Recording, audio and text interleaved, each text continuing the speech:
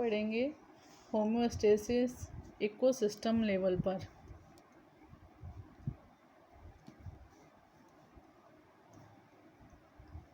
Homeostasis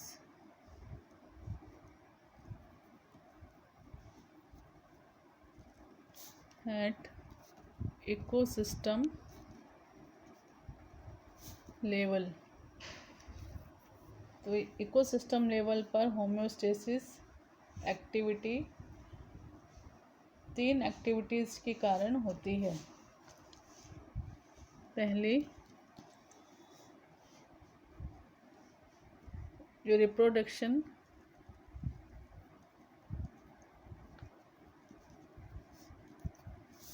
rate है उसमें increase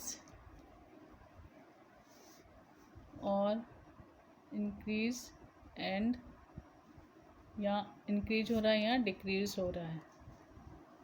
अधिक होने से या कम होने से जो पॉपुलेशन डेंसिटी है इसका कंट्रोल किया जाता है, कंट्रोल और रेगुलेशन। तो पहला है जो रिप्रोडक्शन रेट है इसमें इंक्रीज करने से या डिक्रीज करने से जो पॉपुलेशन डेंसिटी कंट्रोल या रेगुलेशन होती है, तो इससे होम्योस्टेसिस की एक्टिविटी होती है। दूसरा है बाय स्टोरेज ऑफ और release of nutrients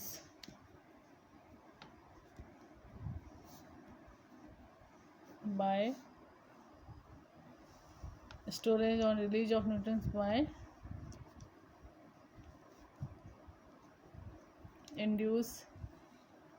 induction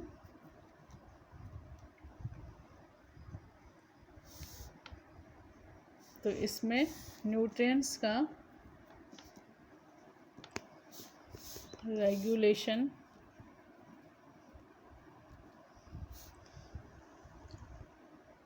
and control किया जाता है। कैसे किया जाता है?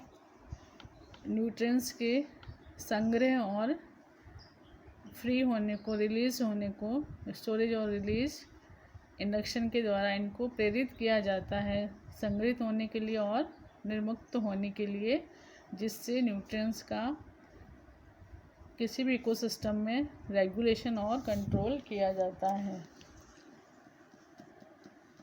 थर्ड है जो न्यूट्रिएंट्स साइकिल होते हैं, पोषक चक्र, न्यूट्रिएंट साइकिल्स का रेगुलेशन किया जाता है।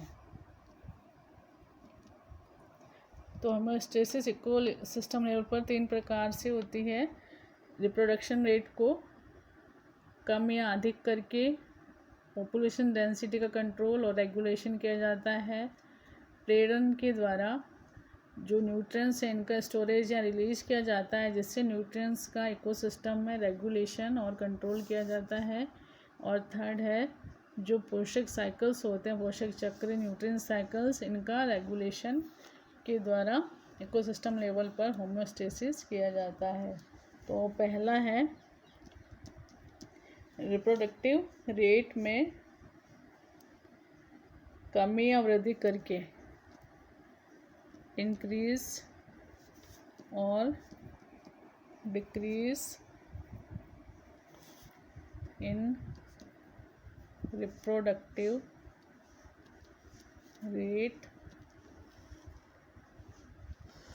जिसके द्वारा पॉपुलेशन डेंसिटी का रेगुलेशन किया जाता है। तो ये 2 प्रकार से किया जाता है।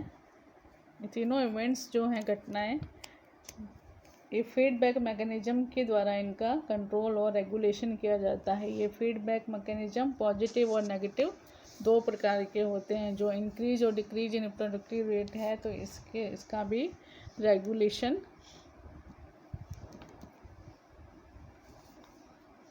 फीडबैक मैकेनिज़म्स के द्वारा किया जाता है, और ये भी पॉजिटिव और नेगेटिव फीडबैक मैकेनिज़म्स के द्वारा किया जाता है। तो पहले पॉजिटिव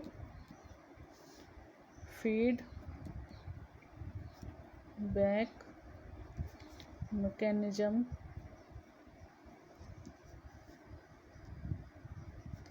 तो इसमें क्या होता है, पॉजिटिव फीडबैक में रिप्रोडक्टिव रेट बढ़ जाती है, इंक्रीज इन रिप्रोडक्टिव रेट। इससे क्या होगा, जो फ्यूचर जनरेशन है, इसमें जो ऑफस्प्रिंग है, संततियों की संख्या में वृद्धि हो जाएगी। Increase in numbers of offspring, जो संतति उनकी संख्या में वृद्धि हो जाएगी, और इससे क्या होगा, जो पॉपुलेशन है उसकी साइज बढ़ जाएगी।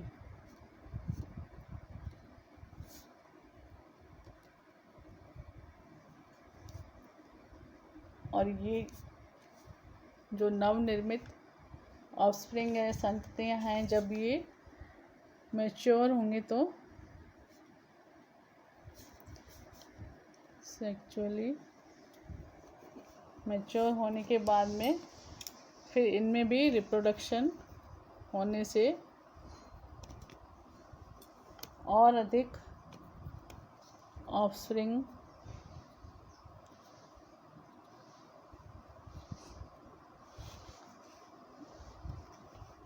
रिप्रोडक्शन और ऑफस्प्रिंग का नंबर बढ़ेगा, और जिससे जो पॉपुलेशन है उसमें इंडिविजुअल्स का नंबर भी बढ़ जाएगा, और उससे पॉपुलेशन का साइज और अधिक बड़ा हो जाएगा।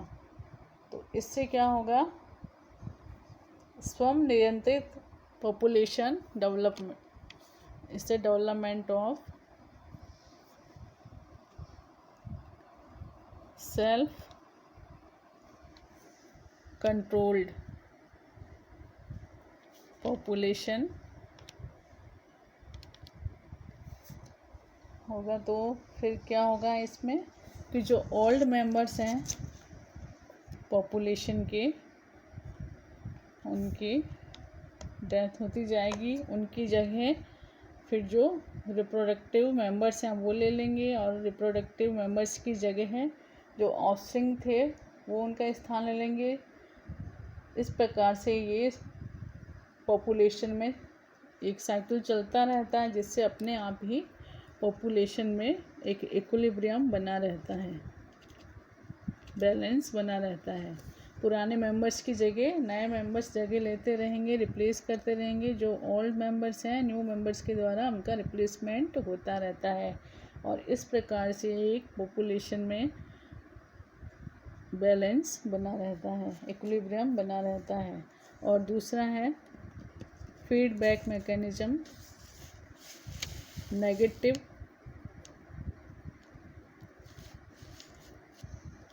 Feedback mechanism.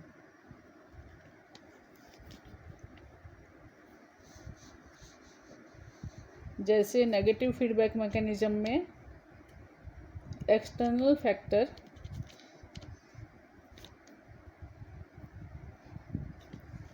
पॉपुलेशन के साइज को प्रभावित करते हैं, जैसे स्कैर्सिटी ऑफ फूड, भोजन की कमी हो जाना।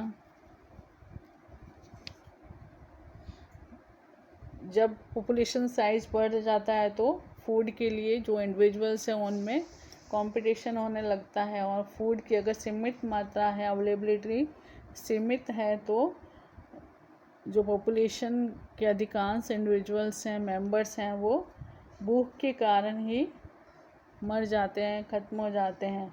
तो इस प्रकार से पॉपुलेशन का जो है एक वापस से बैलेंस हो जाता है।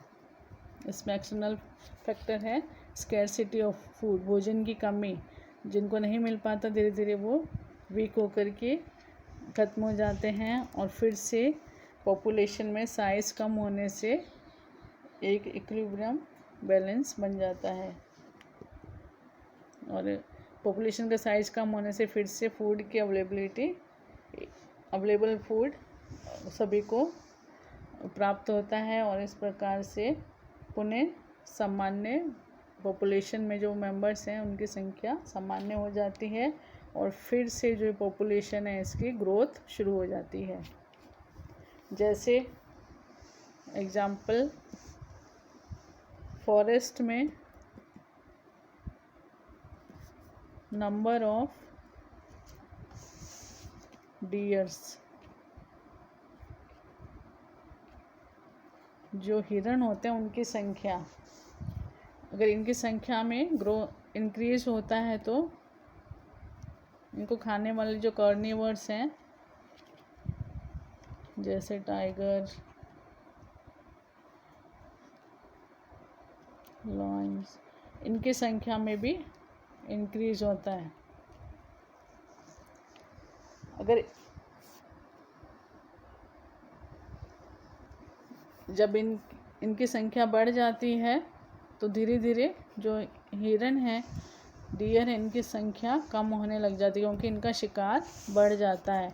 इनकी संख्या जब कम होती है तो जो इन पर डिपेंड है कार्निवोर्स, इनको पर्याप्त मात्रा में डियर नहीं मिल पाते हैं तो इनकी संख्या भी कम होने लगती है।